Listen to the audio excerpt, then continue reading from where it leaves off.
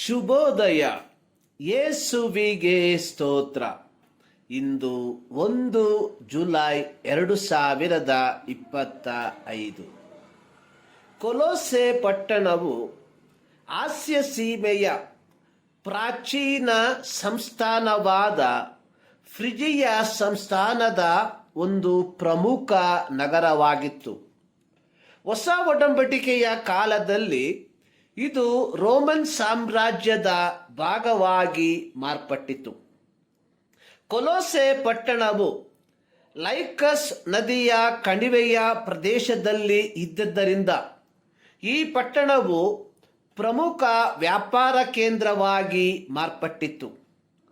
ಕೊಲೊಸೆ ಪಟ್ಟಣದ ಭೂಪ್ರದೇಶಗಳು ಫಲವತ್ತತೆಯಿಂದ ಕೂಡಿದ್ದರಾಗಿದ್ದರಿಂದ ಅಲ್ಲಿ ಯಥೇಚ್ಛಾಗಿ ಹುಲ್ಲುಗಾವಲುಗಳು ಇದ್ದವು. ಇದರ ಫಲವಾಗಿ ಕುರಿಗಳ ದೊಡ್ಡ ಹಿಂಡುಗಳು ಇದ್ದವು.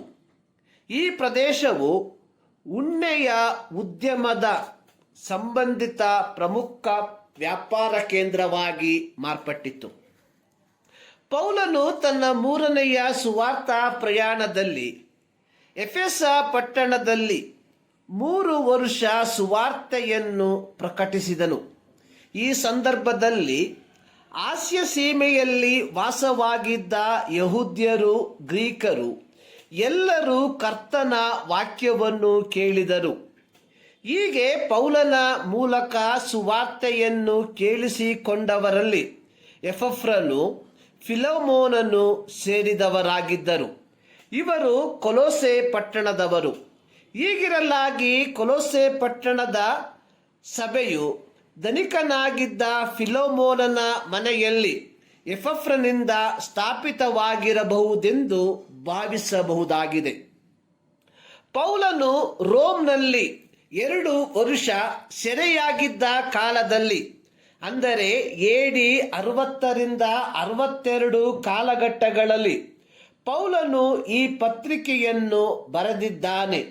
ಇದರೊಂದಿಗೆ ಎಫೆಸ, ಫಿಲಿಪ್ಪ ಮತ್ತು ಫಿಲಮೋನ ಈ ಪತ್ರಿಕೆಗಳನ್ನು ಸಹ ಬರೆದನು. ಆದುದರಿಂದ ಈ 4 ಪತ್ರಿಕೆಗಳನ್ನು ಪೌಲನ ಸೆರೆಮನೆಯ ಪತ್ರಿಕೆಗಳು ಎಂದು ವಿಭಾಗಿಸಲ್ಪಟ್ಟಿದೆ.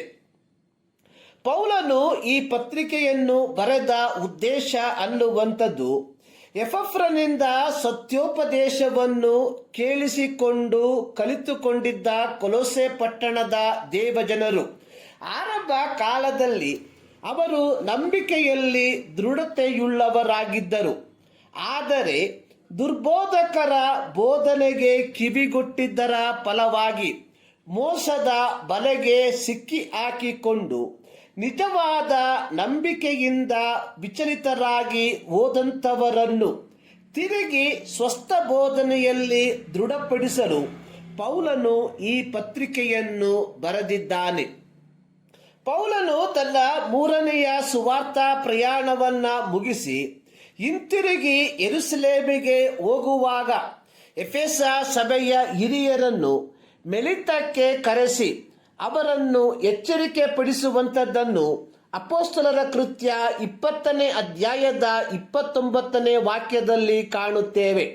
ಅಲ್ಲಿ ಪೌಲನು ಎಫೆಸ ಸಭೆಯ ಹಿರಿಯರಿಗೆ ಹೇಳಿದ್ದು, ನಾನು ಹೋದ ಮೇಲೆ ಕ್ರೂರವಾದ ತೋಳಗಳು ನಿಮ್ಮೊಳಗೆ ಬರುವವು, ಅವು ಹಿಂಡನ್ನು ಕನಿಕರಿಸುವುದಿಲ್ಲ.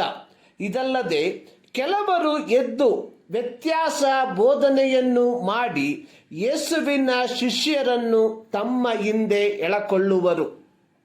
ಕೊಲೊಸೆ ಸಭೆಯಲ್ಲಿ ಇದ್ದಿದ್ದಂತಹ ದುರ್ಬೋಧನೆ ಅನ್ನುವಂಥದ್ದು ಒಂದು, ಯಹೂದ್ಯ ಮತಾವಲಂಬಿಗಳು ಬೋಧಿಸುತ್ತಿದ್ದದ್ದು ನಂಬಿಕೆ ಮಾತ್ರ ಸಾಲದು, ಮೋಶೆಯ ಧರ್ಮಶಾಸ್ತ್ರವನ್ನು ಅನುಸರಿಸಬೇಕು ಎಂಬುವಂಥದ್ದು.